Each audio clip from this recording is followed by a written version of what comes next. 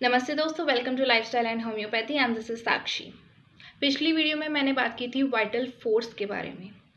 Vital force क्या है और उसके डिफरेंट क्वालिटीज़ और कैरेक्टरिस्टिक्स क्या थी।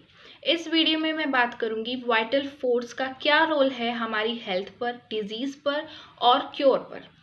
तो सबसे पहले बात कर लेते हैं हेल्थ को हम कैसे डिफाइन कर सकते हैं। ऐसी स्टेट जिसमें हमारी बॉडी का हर एक सेल, हर एक टिश्यू और हमारी बॉडी का हर एक ऑर्गन फंक्शन करता है नॉर्मली, हार्मोनियसली और स्मूथली।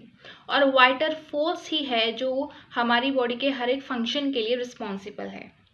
जैसे कि एक डायनेमिक अट्रैक्टिव फोर्स सारे प्लैनेट्स को सोलर सिस्टम में इकट्ठा करके रखता है, वैसे ही वाइटल फोर्स भी हमारी बॉडी के फंक्शन को कंट्रोल करता है।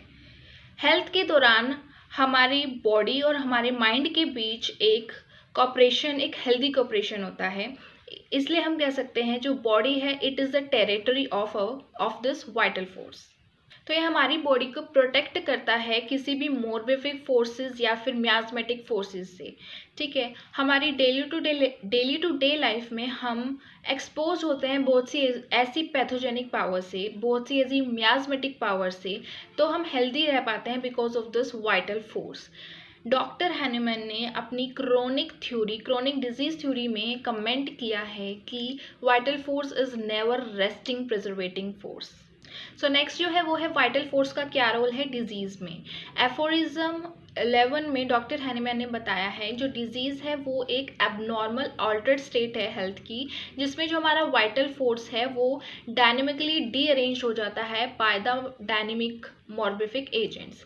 तो इस डीअरेंजमेंट की वजह से there is a lack of cooperation between our organs and our body. तो क्या होता है, जो हमारे नॉर्मल फंक्शंस और नॉर्मल सेंसेशंस हैं उनके बीच भी डिस्टर्बेंस आ जाती है। ठीक है, जो कि बॉडी नॉर्मल फंक्शन कर रही है उनके बीच डिस्टर्बेंस आ गई, और यही जो एबनॉर्मल सेंसेशन प्रोड्यूस्ड हुई उन्हीं को हम साइंस और सिम्टम्स बोलते हैं। तो डिजीज़ जो है वो कुछ नहीं है बल्कि वाइटल फोर्स की डीअरेंजमेंट हुई, किसकी वजह से, डिजीज़ प्रोड्यूसिंग जो एजेंट्स आए विच इज़ म्याज़म, उनकी वजह से। क्योंकि जो म्याज़मेटिक फोर्स है वो ज़्यादा स्ट्रॉन्गर और ज़्यादा पावरफुल है वाइटल फोर्स से।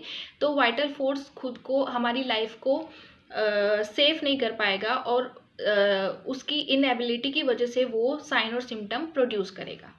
तो यहाँ पे फिजिशियन का या फिर एक होम्योपैथ का क्या मिशन है, वो ये है कि वो इस सफरिंग को, वाइटल फोर्स की सफरिंग को आइडेंटिफाई करे which are based on these symptoms.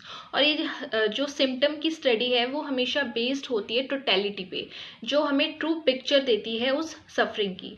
तो यहाँ पे डिजीज़ को हटाने के लिए हम प्रिस्क्राइब करेंगे सिमिलीबम या अ सिंगल रेमेडी, जो कि पेशेंट को उसके previous healthy mode of condition में ला पाए, जो कि फिजिकली हेल्दी और सोशली अपने प्रीवियस मोड पे था।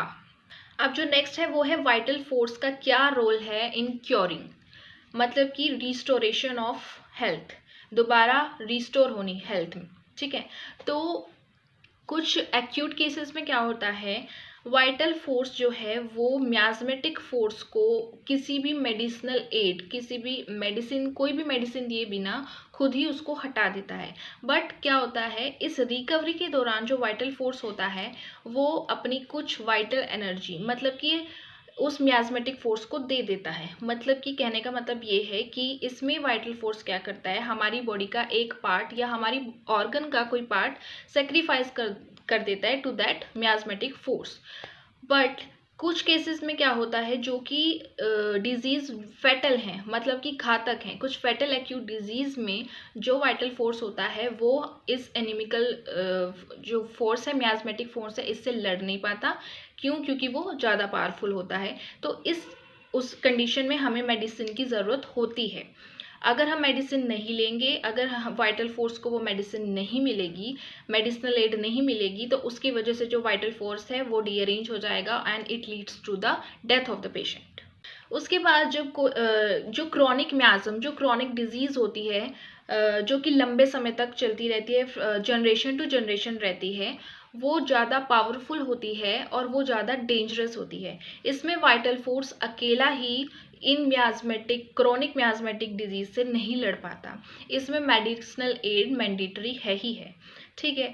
उसके बाद क्या, जो हाँ, अगर हमने मेडिसिन दे दी, उसके बाद जो वाइटल फोर्स है वो अपनी जो हेल्थ, जो डीअरेंजमेंट हुई थी वाइटल फोर्स में, वो रीगेन कर लेगा हेल्थ, और उसी हम क्योर कहेंगे।